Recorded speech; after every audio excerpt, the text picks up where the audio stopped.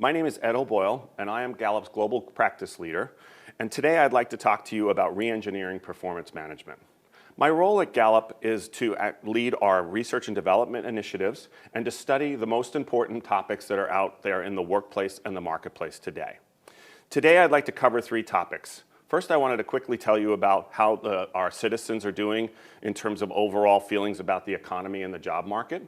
Next, I wanted to talk about the state of the American workplace. We have just published a report on that, and there are some important findings I think chief learning officers need to know about.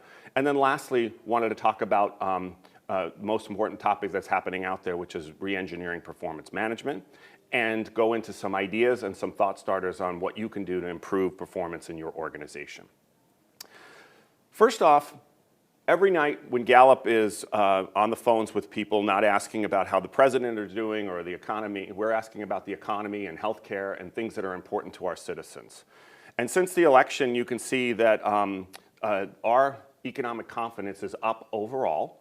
It's up slightly with millennials, and it's also up with households that are making more than $90,000 a year.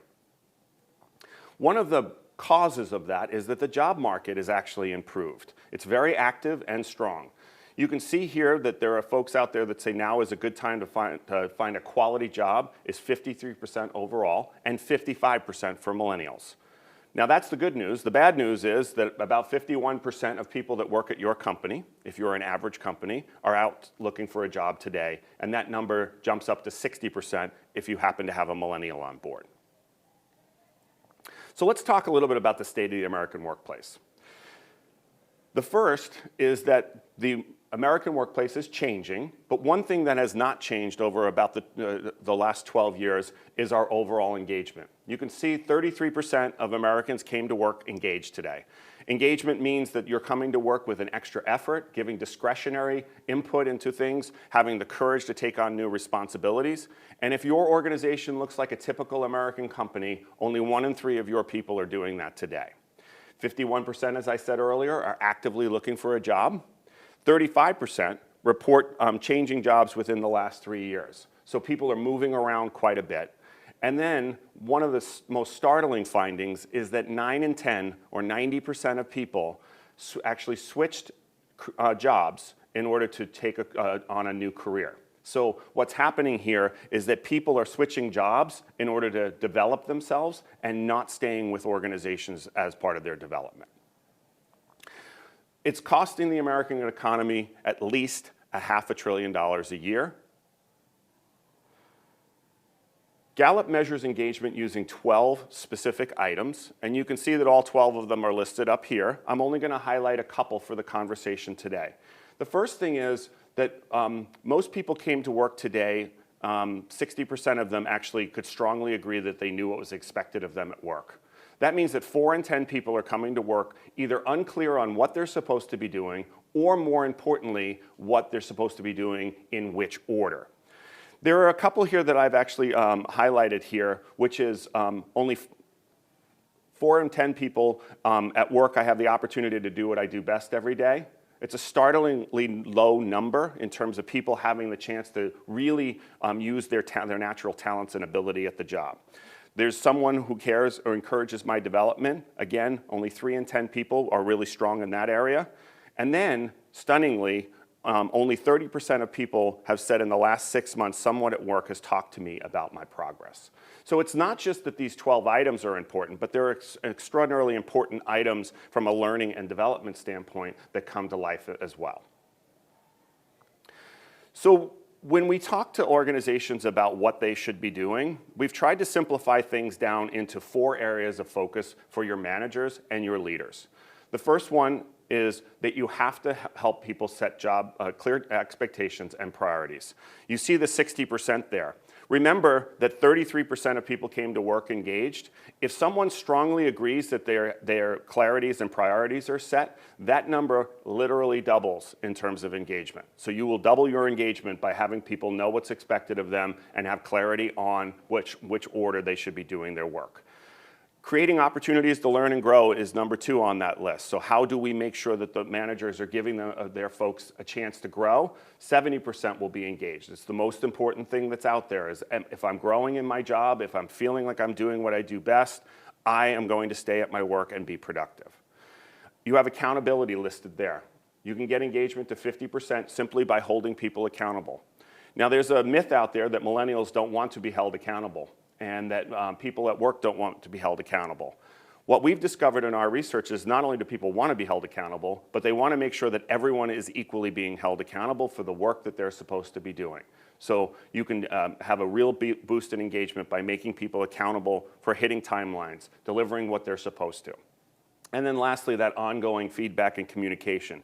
You can see the lift in engagement is a little smaller than on the other ones, but it's important that managers continuously have conversations with their people about their work and also their life outside of work. So the will of the world has changed. No longer are people looking exclusively at a job through the lens of my paycheck, but it's migrated to my purpose. Their job or their career has to fit into their whole life and their well-being. Their satisfaction at work, whether or not they have latte machines or ping pong tables, to their development. What are you doing to help me become a better me and grow in my role? Who my boss is migrating to my coach. My annual review, which is one time a year where I get a scorecard, to my ongoing conversations. How am I continually having those conversations with the people that I work with? My weaknesses, focusing on the things that I can't do well, to focusing on my strengths, the things that I'm naturally good at and how I can do more often at work. And then my job, as I said, to my life. How does this all fit in? The blurring of work and life, how does this all fit together? So how are we going to transform managers into coaches? We have discovered that there are 3 ways to do that. The first is that you have to be strengths-based. Now, Gallup does have a tool called Clifton Strength Finder, which can actually help people understand their strengths through a language and science. But there are other ways to do that as well. What we mean by strengths-based is we mean that you're doing what you do best and doing it with your natural talents and abilities. Engagement-focused. What do we mean by engagement? Well, sure, Gallup has a Q12 that we can measure engagement for, but it has to be focused on what is going to get the discretionary effort and the energy level of the organization up so that you can actually take on your competition. And then performance-oriented. Pointing those 2 things exclusively at the individual without trying to get done the work that you're trying to get done as an organization is pointless. And we want to make sure that the energy you're creating is going to help you win against your competition. So that led us to re-engineering performance management. What we've discovered in our research is that performance management is broken for 2 primary reasons. The first one is there's a very disappointing return on investment. When you measure the amount of time and energy and conversations that your managers and leaders are having around their people, it's not paying off. It's millions of hours in large organizations in terms of what's happening. And it's discouraging and disengaging to your people. And there are also challenges with the constant changes in technology, the globalization of the workforce, the teams blends and matrix management, and the way that, that information is flowing throughout your organization makes it extraordinarily hard to measure performance from one individual, perhaps here in the United States, against someone who might be working in London or Berlin. So when you look at traditional approaches, they rely too heavily on the annual evaluation. And here are 5 pitfalls that we at Gallup have discovered around these annual evaluations. First is the feedback is just not frequent enough, with 3/4 of people that we surveyed saying that they have a review 1 time a year or less. It lacks clarity. 26% of people agree that their performance review actually helps them do better work. It has a manager bias to it. Only 34% of people strongly agree that their manager knows what they're doing today. So they're not really sure that they can properly evaluate them. It doesn't really help advance their career, with only 27% saying that it's helping them out, and it's misplaced focus on pay and incentives. Pay and incentives are mission critical, but combining that together with the performance review can be demotivating, with only 1 in 5 people basically saying that their performance review actually motivates them to do really good work. So what's the result? Disengaged employees, 33%, as we said earlier. Ineffective managers, with only 21% of people strongly agreeing that the performance is managed in a way that makes them feel better about their job. And then disappointing future, with 18% of folks who strongly agree that employees who perform better actually grow inside of the organization. So our Gallup performance development cycle really takes on three things. And again, this is a reinforcement of establishing expectations. How do we make sure that people know what they're expected to do? Coaching them around their work, giving them feedback on their progress, and then helping them prioritize the work. Continuously coach. I think one of the biggest discoveries that we're having today is the difference between a manager and a coach. In many states that I visit, one of the things that I always look up is who the highest paid employee of the state is, because more often than not, the highest paid employee of the state is the football coach of the state university. So we put a tremendous value on coaching outside of our workplace, but not a tremendous value of coaching inside of the workplace. How do we drive that kind of coaching for our folks and insist upon it at work in the same way that we do outside of work? And then again, creating accountability. Goals and objectives matter. Winning matters. Getting work done on time and under budget matters. And so we want to make sure that those three things are harmonized. And again, let's go through each one of these. 30% of employees strongly agree that their manager involves them in setting their goals at work. So if we could change that today and make that number double, you can see that there is a giant boost in engagement. What does that mean? It means that when managers ask people what they want to do and the order that they want to do and collaborate around that, that's going to drive the kind of engagement that you're looking for. Again, continually coaching. Managers or employees who strongly agree their manager provides them with meaningful feedback. Today it's only 23%. If we could change the formula on feedback, we could double engagement, triple engagement. That's what we're looking to do, because we know that engagement drives performance, and that's why continuous coaching matters. And then lastly, creating accountability. Only 19% of employees strongly agree that their manager recently reviewed their greatest success. If we're not talking to people about what they're doing right, how are they expected to do that more often? How are they expected to have the courage in order to go take on those harder tasks that are out there and deal with those difficult customers and try and really win the business? And so what we're trying to do here is drive engagement through creating accountability. We've created a model that we have learning around called the 5 conversations. And we've discovered that these 5 conversations are really a roadmap for managers in order to effectively lead their teams. And you can see the first one is establishing expectations. This is an ongoing conversation that happens probably on an annual basis, where you're talking about what the year ahead looks like, what the role and responsibility is. Now, if expectations change or role and responsibility change, you want to have this. It's a longer conversation than these other ones. And then you have 3 in here, which are quick connect, check-in, and developmental coaching, which are ongoing conversations.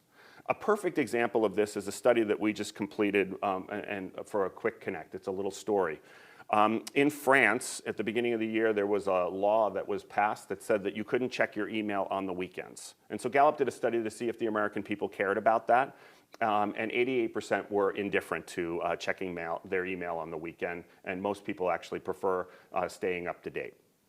But the interesting thing in the finding was that only 1/3 of people actually knew what the policy was. So as a manager, you could spend a quick connect, which could be a 5-minute conversation with people about how you would like the team to correspond with each other on email, when you're going to get an answer back, and what the expectations of the team are. You can describe what the corporate policy is and how you want to enable that. It's a quick connect. It takes 5 minutes, maybe 10 minutes to have a conversation, and you have thousands of opportunities to bring those kinds of pieces of information to them. The check-in. What's the check-in? How's it going? Are you on schedule? What's frustrating you? Are there barriers in the way? Is everybody doing what they need to do in order to get you the information that you need? And those kinds of things. And then developmental coaching. After you finish a meeting or a big presentation or a deliverable on the project, let's talk about how you used your strengths in order to do that work great. How do you use your partnerships in order to leverage a higher level performance? And then talk about some areas of opportunity around next time. So when feedback is focused on the next time, it's future oriented, people tend to take it a lot better and tend to grow from it as opposed to want to debate and discuss it. And then lastly, you have the creating accountability, which is the progress review. So our progress reviews still need to have metrics around it, right? So there has to be the performance management of the metrics, but there also needs to be the development of the person. And right now, we need to combine those two things together into those progress checks. I want to just pivot on my last topic of the day, which is as leaders, one of the discoveries in our State of the American Workplace I think is really telling at this time. We are going through a time of dynamic change. Technology is changing, the workplace is changing, the needs of our worker are changing. And right now, we as leaders are just not stepping up.